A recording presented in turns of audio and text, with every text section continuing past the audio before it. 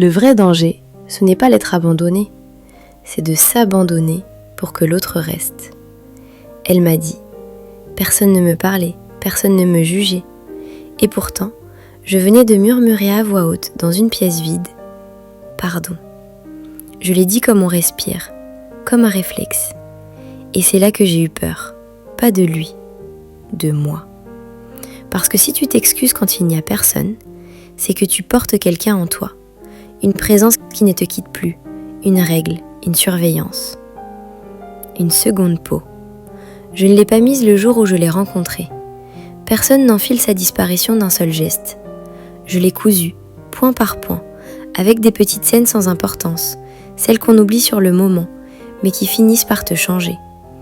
Au début, il avait cette manière de te regarder comme si tu étais rare. Pas rare parce que tu étais aimé, rare parce que tu étais utile.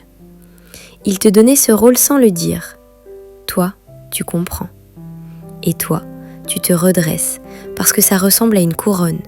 Tu te dis, enfin, quelqu'un qui me voit. Sauf que ce regard-là n'était pas un refuge, c'était déjà une demande. Ensuite, il y a eu les silences. Ces silences qui ne sont pas des pauses, mais des leçons. Tu dis une phrase, il se retire. Tu demandes une précision, il devient froid. Tu réclames un acte, il te donne une explication. Et toi, tu apprends. Tu apprends à parler mieux, à demander moins, à être facile. La seconde peau, c'était ça. Devenir facile à aimer en devenant difficile à toi-même. Alors un jour, j'ai fini par dire les mots que je retenais depuis longtemps. Je lui ai dit, lentement, comme on retire un vêtement collé à la peau. Je ne veux plus être ton calme si je dois me couper en deux. Je ne veux plus être ta compréhension si je dois me trahir. Je ne veux plus être ton refuge si mon amour devient une catastrophe pour moi.